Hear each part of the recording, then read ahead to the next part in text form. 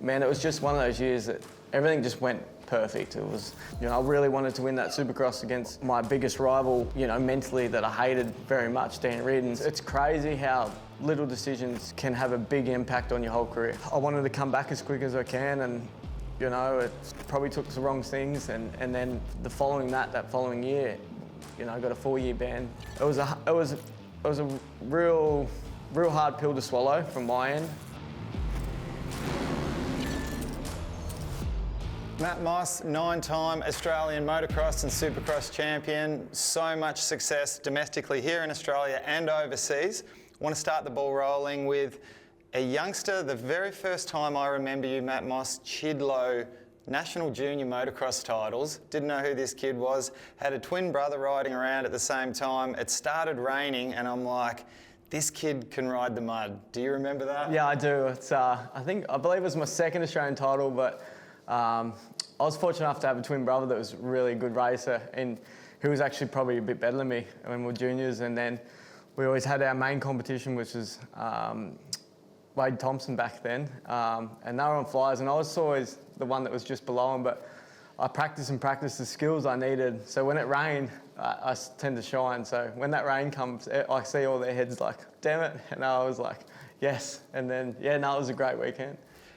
Now, when you were a junior and battling with your twin brother Jake all the time, who tended to get the upper hand most of the time through those early years? Oh, Jake. Jake was always the one with the new bike because Dad couldn't afford to buy us 2 brand new bikes. So we had an older brother that raced too, so we rotated them. So Jeff would get the first new bike, and then we rotate the Jake, and I was always getting the third.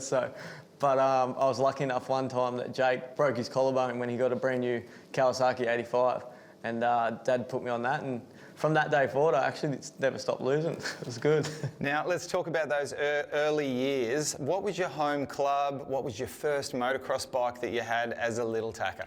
Yeah, so obviously first bike was a little Pee-wee 50, and then that was just riding around when I believe we were 3 years old, and then we obviously loved it and loved racing. Then we got into it a bit more. My brother had a Landminer at Italjet.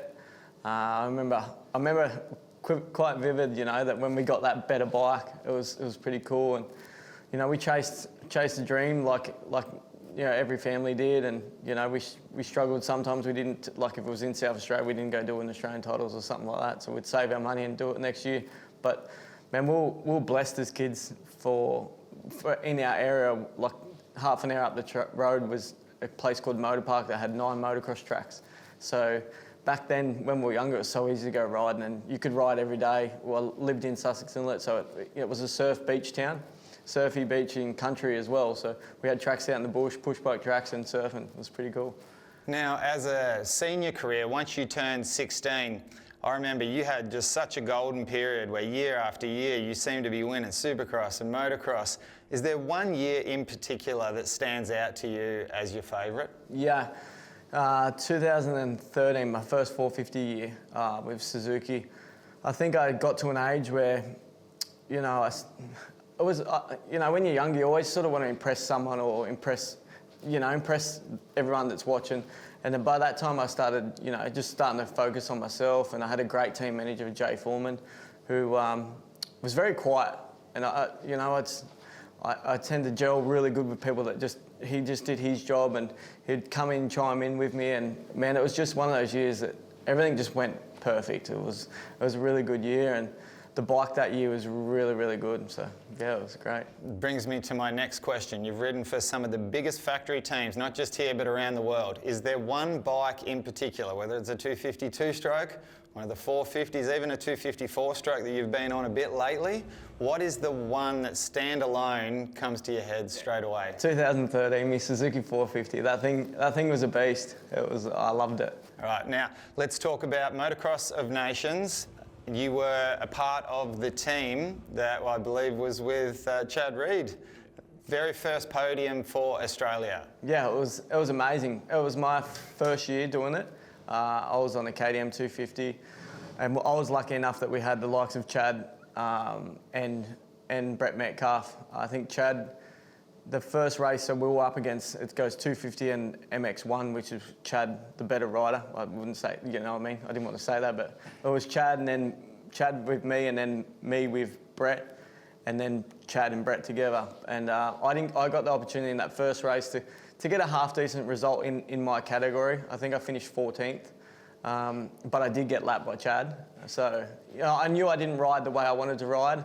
I had arm pump, and I nearly started off the gate because I didn't realise I was running a 3-speed gearbox. So I clicked it up, and that was clicking it to third. So just little things, and then I didn't quite make the next race. The bike's malfunctioned on the line, so I didn't even get the opportunity to try and better my result, which might have got Chad and Brett the silver or gold. So at one stage, Brett and Chad in the race, like on points, we were actually in gold. So I sort of let the team down, if anything. But it was a great moment in my career, that's for sure. No letting down the team at all. It was an awesome job and a podium, fantastic. Another golden era for you in America, AMA. Now, I don't want to talk about San Diego just yet. Let's talk about some other things. Talk us through some of your good times, some of your not so good times in America, and the journey that you had over there. Well, the journey to get there, I probably didn't have the right network around me to advise me what I should do when I went there. I was young. I'd never raced a 450 and went and signed for the biggest team with teammates with Ryan Dungey on a 450, and I'd never even raced a 450. So in my career, looking back now, that was probably the biggest mistake. And then you tend to find with that sort of team that wants to win, that they did not treat me well. So for me, that was probably my lowest, racing for a factory team. I'd go for dinner and they wouldn't invite me, and I'd end up at the same place sitting at the table across them. So yeah, like for me, that wasn't the best time, but I didn't give up on my goals. Like I stayed, I come back to Australia, won a championship, won Supercross, and I come back to ride for a KTM team that had the option to race in America. So went back there and completely different experience. Like, had some great races and stuff like that, but man, it's crazy how little decisions can have a big impact on your whole career. Now let's talk about San Diego Supercross and a highlight of your career, a podium. Do you have to pinch yourself when you're up there and you're looking around? And it's personally my favourite stadium in all of America. I think I've been there about 8 years in a row. I went to watch, not ride. Yeah. I just love that place. Did you have to pinch yourself when you were up there on the podium? I did. It was amazing. Like the joy I got from, as a kid, that's all you wanted to do. You watch, Chad Reed and all these guys doing it, and you're inspired to do that, and for that to be fulfilled was amazing. I didn't get quite very long I got taken off by WADA, so I didn't even get to celebrate with my wife, and not my wife at the time, but my girlfriend. And but yeah, like looking back now, that now I'm older, it's the achievements that I have achieved. It's like, I've got to pinch myself and go, that was pretty cool. Now, tell us about that American lifestyle. Were you based in California? What did you think of the fast food everywhere? How did you adapt to life in America? Yeah, well, I was pretty young. I think I was 18, so I was single.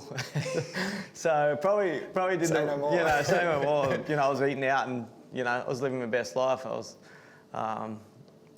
had good money and had a good truck and chasing girls, but I think I didn't really have anyone to keep me on the straight and narrow.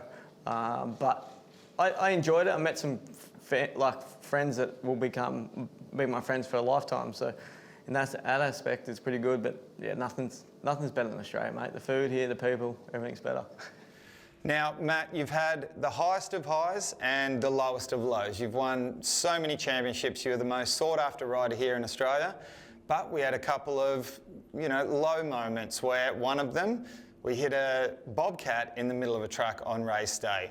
And we're coming off the back of a 4-year ban where we're just starting to see you coming back now, and all guns are blazing, looking amazing out there on the track. Tell us a bit about these. Yeah, obviously the Bobcat incident was terrible in every aspect. Shouldn't have happened. And then it was a hard point in my career too, because it was right when contracts were getting signed for the following year, and I was in talks with a team, and I felt like that was where I really wanted to go to go chase after championships, because that year Suzuki were folding, so I had it in mind what was going to happen, and it sort of, I don't know, it just when it happened, yeah, like for me, they're lucky that it was someone like me that's very headstrong, that my first instinct is to how quick can I get back? You know, I try not to dwell on it and think about it. But like, you know, as you can see, we're at a track, the Supercross track now in the background, and there's like a, you know, Posies parked there. And it's not that I think about it, but like 2 people today go, oh, that won't be on the track when it's, so it does take its toll on me a little bit. And then obviously I hurt myself really bad, broke the top of my leg, my wrist, I had hemorrhaging of my brain, but stubborn me checked myself out of the hospital from Shepparton and got home and then found out I had them problems. So went back to hospital for 2 more weeks. You know, I couldn't see for a couple of days. It got really scary for a little bit. And then I was on I don't know what, like a mission, you know, an angry mission, like chasing it the wrong way. You know, I really wanted to win that Supercross against my biggest rival, that, you know, mentally that I hated very much, Dan Reed. And so it was just like, it was a snowball effect. And obviously I wanted to come back as quick as I can. And, you know, I probably took the wrong things. And then that following year, you know, I got a 4-year ban, you know, from a peptide, me and my twin brother. And it was like, it's hard to explain, but there was no knowledge. It was the first ever test in Australia. I'd never even heard of them. No one had ever heard of them. We didn't know what was right. It still was not even on the ban list. So it was a real hard pill to swallow from my end. I felt like I didn't do anything wrong, but I obviously was. And then that turned into a 4-year ban. And I believe I was just turning 28 or 27. For me, at that point of your career, like 4 years is a long time. And man, I never thought I could become the person I did in them 4 years. Like, honestly, I used to shake my head at some people and just go, wow, you're a loser. But I become that loser. Like it was 2 weeks after I started, rang me, my son was born. And yeah, everything just hit at once, man. Family life, never worked a day in my life till I was 28. Had to go start a business, go to work, do all this stuff that I never knew, I never thought I knew I would have to do. And man, it was the lowest of lows. Like, man, I had a ride, I believe it was about 1.5 years in. And I wasn't too bad. For about 1.5 years, I wasn't too bad mentally because I was still fighting the case. And then it took about 1.5 years into my 4-year suspension where they actually, you're done. So, and then I went riding, broke my leg, obviously got painkillers, got hooked on them for a little while, just turned into I was drinking, just turned into an absolute loser. I don't know how my wife stuck around, but I got to the lowest of lows, man, like where I was literally, I went to a mental institution for a couple of days, and then they wouldn't let me see my kids. And it was a massive eye-opener for me. Like, honestly, it was just like, what have you become? And then that was sort of towards it. I think I was about 3.5 years in. Like, and I wasn't even me. I don't even know who I was. And at that point, though, I was never coming back racing. Like, I was drinking, smoking packs of cigars a day, working in an excavator. Like, motocross I was done with it. And then that happened, and then I just started thinking, you know what? Like, I don't know. When I started to become myself again, I missed it, and I was like, is that, you know, do you want to? I didn't want my son. But one of the biggest reasons I didn't want my son to hear these stories of your dad racing and that, and him not even seeing it in his own eyes. So that was a massive eye opener for me, and the reason I wanted to do it. But coming back was not easy. Like, when I say that Bobcat Incident, the same thing. I sort of come back with the wrong mentality, and I assumed, because I'm so headstrong in some aspects, I just assumed that I'd kick off where I started, and it was not happening. Like, my speed was there, my fitness wasn't. I just wasn't ready, and I was lucky that my wife you know, backed me 100%, and a guy called Baden Blanchett that helped me. If it wasn't for them, I wouldn't have got to this position where I am right now. And yeah, I mean, it's hard work. It's just hard work and dedication, and it just takes the right things to happen, like, you know, just the right race and build some confidence. And man, I'm older and wiser now that I look back and I wouldn't change it for the world, because it actually has made me a heaps better person. Probably a better dad, a better husband, a better all-round person, because, you know, it's what I go through with what I went through with Asada and all that sort of stuff is, I don't want that. I don't wish that upon my worst enemy. So, you know, if I can, I've got kids that I look after, that I train and stuff like that, you know, if I can guide them in the right direction to make sure that that mistake doesn't happen to them, then, you know, I'm happy. So it's been ups and downs, but hey, I'm living my best life now. I've got my beautiful family, and I'm doing what I love, racing dirt bikes.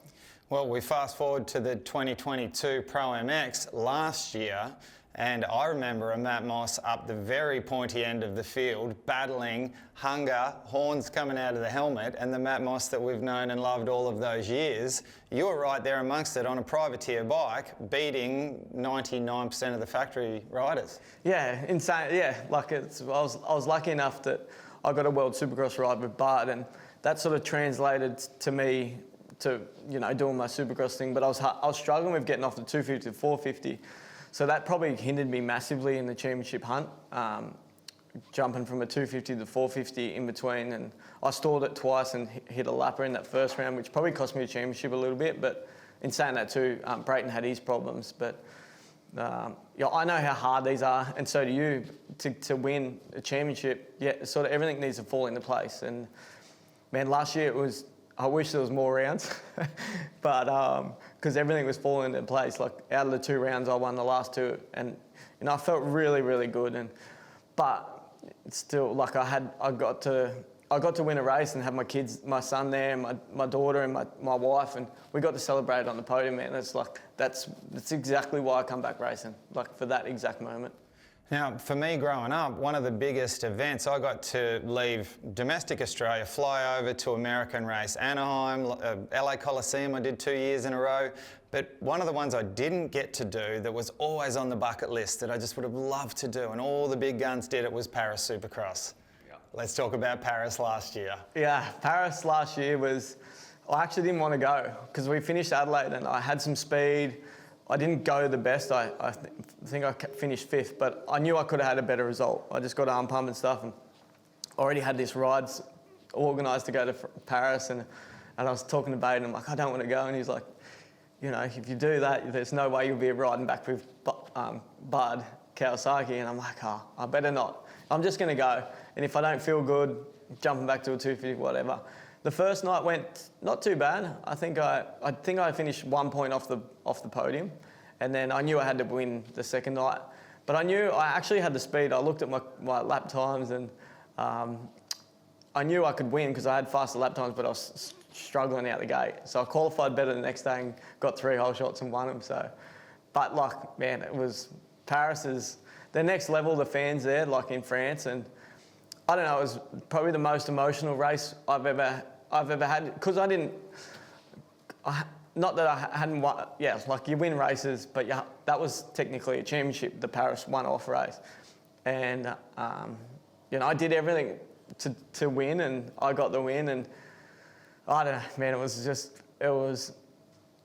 amazing. I was crying up on the podium. I was trying to hide it, but man, I've never been so happy in my life.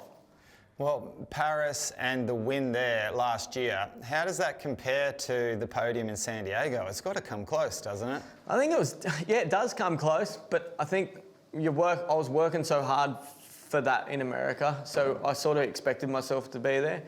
And because I hadn't won a race up until that point either. So I've had that 4 years off, then COVID for a year.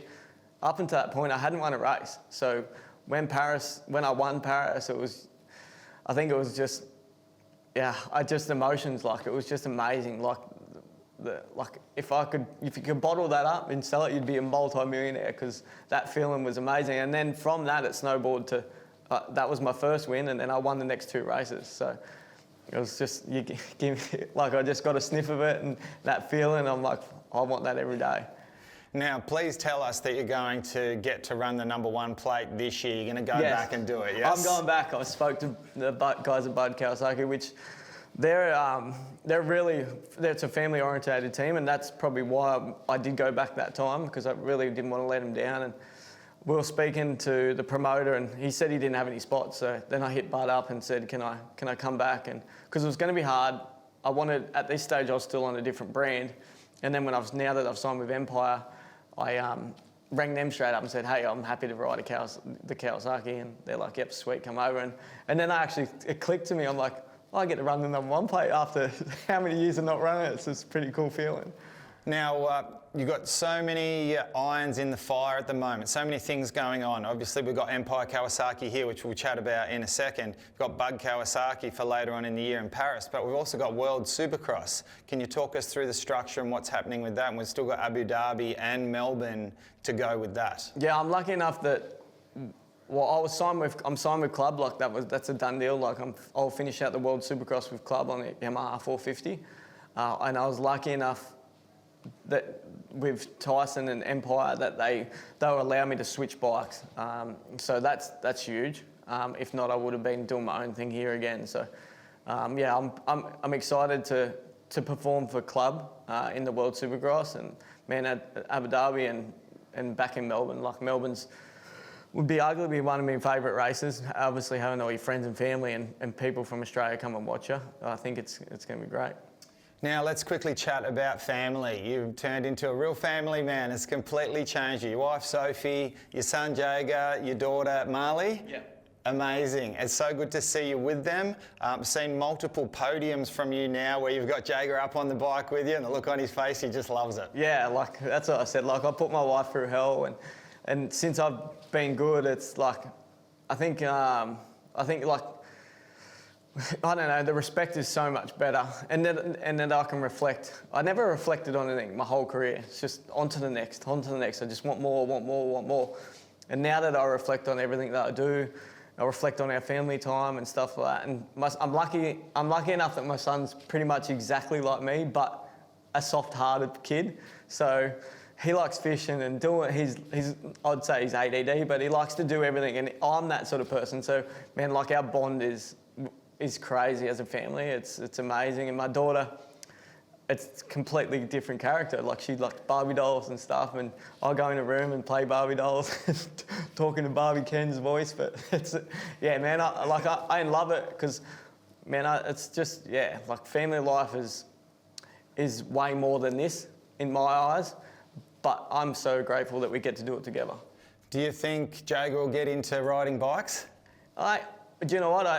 It's not something I'd prefer him not to, just because he's not me. You know when you're seeing kids that got that like mongrel hungry, but he's different. He has it in different aspects, but he's a bit soft-hearted. So I just don't want to see him hurting. I love him that much. I don't want to see him cry or get hurt. Yep. But in saying that too, if that's what he wants to do, I'll do whatever he wants. So I did tell him, I can buy you like a $20,000 boat instead of buying bikes for 10 years. And he's like, yeah, buy me a boat. I'm like, yes, sweet. When I'm finished racing, we're going fishing. So I'm happy with that. All right, let's talk about Empire Kawasaki. Tyson Cherry, team manager. How did the deal come about? And we obviously see you for the Fox Australian Supercross Championship on board the Empire Kawasaki. And you've been in Melbourne testing and training on different tracks around there. How did that all come about? So Tyson's wanted me for a couple of years now, but a bit of melee up in the head of Kawasaki in Australia. The person that was sort of blocking it's retired now. So once that happened, it sort of freed Tyson up to talk to me, and I wasn't sure, because I really love the fact of doing it by myself, and trying to beat these factory guys. Like that's why I was racing in that aspect, to beat these factory guys. But man, it's just so much better. Went down, met the guys, rode the bike, had someone else working on my bike instead of myself, and the cruise tune guys doing my suspension. It's just, it's just so much easier. And they're a pretty laid-back team, and that's what I need. You know, I don't need people in my ear. I've done it for so long, and but yeah, like the bike's amazing, the team's amazing, and yeah, would have been good to sign on for next year, but no, like I've got a job to do now. I'm going to try and go win this championship for these guys. Yeah, which brings me to my next question, what you were talking about. I heard on the rumour mill that you had signed with them into next year, and then talking to you during the lead up to this, I hear, no, that hasn't happened. So, here's your chance, free agent going into next year. They've signed another guy, and I completely understand why. I don't want to say because I don't know if it's out yet, but I understand why. He's a competitor and he's a champion himself, so... yeah, I'm a free agent. It's my number. You want my number? But, yeah, no, like, but I'm sure something will arise. But I'm not sure exactly what I want to do next year. World Supercross is the highest on my list, but then doing Australian Supercross, the hardest thing is trying to find a manufacturer and team that's going to work together where I don't have to swap bikes and stuff like that. So that's going to be the hardest thing for me to juggle. Well, it's been great having a chat with you, Matt. You've got so much on the cards for the rest of the season. Of course, we are Fox Australian Supercross Championships, round 1 here in Adelaide. You've got World Supercross as well. And then we go into the off-season, and let's see what 2024 brings for Matt Moss. All the best. Best of luck to you. Appreciate it.